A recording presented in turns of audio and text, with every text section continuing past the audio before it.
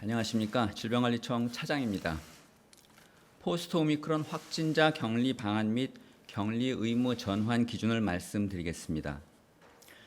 정부는 지난 5월 20일 포스트 오미크론 계획 이행을 위한 격리 의무 전환 여부를 검토하였고, 격리 의무는 지속하되 4주 후 상황을 재평가하여 결정하기로 하였습니다. 이에 따라 관련 전문가로 TF를 구성하여 격리 의무 전환 기준과 기준 충족 여부를 검토하였습니다. 그동안 전문가 의견을 반영하여 마련한 격리 의무 전환 기준에 대해 설명드리겠습니다. 전환 기준 마련 과정에서 전문가들은 공통적으로 단일 지표보다는 다양한 지표를 종합적으로 평가할 필요가 있다는 의견을 제시하였습니다. 지표는 핵심 지표와 보조 지표로 구분하였고, 각 지표를 종합하여 정성적으로 평가하게 됩니다. 먼저 핵심 지표는 사망자 수, 치명률로 설정하였으며 유사한 호흡기 감염병인 인플루엔자를 기준으로 하였습니다. 사망자 수 기준은 일평균 사망자 수 10명에서 20명 이하 또는 주간 사망자 수 50에서 100명 이하로 설정하였습니다. 치명률은 인플루엔자의 치명률인 0.05에서 0.1% 범위로 관리되는 경우를 기준으로 하였습니다. 이상의 핵심 지표 외에 향후 유행 예측, 초과 사망, 변이 바이러스, 의료체계 대응 역량 등 4가지 지표를 보조 지표로 설정하였습니다. 첫 번째, 유행 예측 관련 지표는 격리 권고 전환 후 격리 준수율이 50% 수준에도 향후 2-3개월간 유행 곡선이 반등하지 않을 것으로 예측되는 경우입니다.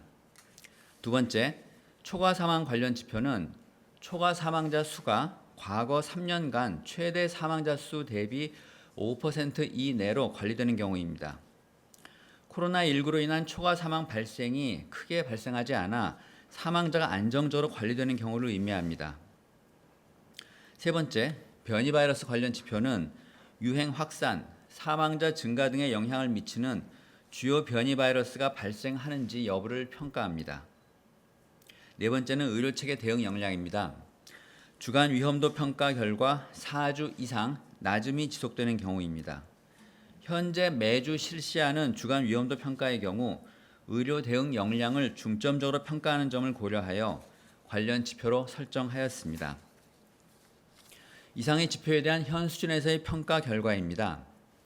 핵심 지표 중 사망자 수의 경우 지표 기준에 근접하고 있으나 최근인 6월 2주에는 주간 사망자 113명으로 아직 충분히 감소하지 않은 상황입니다. 치명률의 경우 3월 이후 0.1% 이하로 하락했으며 지속 하락하는 중으로 현재 지표 기준에 도달한 것으로 판단합니다. 보조 지표 중 향후 유행 예측은 격리 의무 전환 효과를 반영할 경우 격리 수준에 따라 재해 증가 시점과 규모가 큰 차이를 보였습니다. 격리 의무 7일 유지 시 감소세가 지속되며 8월 말 낮은 수준의 재해 증가가 예상되지만 격리 의무 해제 시 7월부터 빠른 증가세로 전환되어 8월 말에는 유지 시에 비해 8.3배까지 추가 발생이 가능한 상황입니다. 3일에서 5일 격리 시에는 감소세가 정체되어 8월 말 중간 수준 이상의 재해 증가가 예상됩니다. 다수의 연구진 모델링 결과도 격리를 해제할 경우 재해 반등 가능성을 예측하였습니다. 변이 바이러스의 경우 오미크론 하위 변이가 발생하고 있으나 현재까지는 유행에 큰 영향을 미치는 변이가 발생하지 않은 것으로 판단됩니다. 초과 사망의 경우 4월 초과 사망이 최근 3년 최대 사망자 수 대비 40% 이상 높은 수준이나 3월에 비해 20%가량 하락하는 등 하락세가 지속되고 있습니다. 의료 대응 여력은 주간 위험도 평가 결과 4주 연속 낮음으로 나와 지표 기준을 달성한 것으로 보고 있습니다. 이상의 격리 의무 전환 지표를 종합적으로 검토할 때 일부 지표는 달성된 것으로 평가되나 사망자 수 등이 아직 충분히 감소하지 않았고 유행 예측 결과 반등 가능성이 있는 점을 고려할 때 격리 의무 전환은 신중히 검토할 필요가 있습니다. 지표 상황을 고려하여 전문가 의견 수렴 절차를 거쳐 전환 여부를 검토한 결과입니다.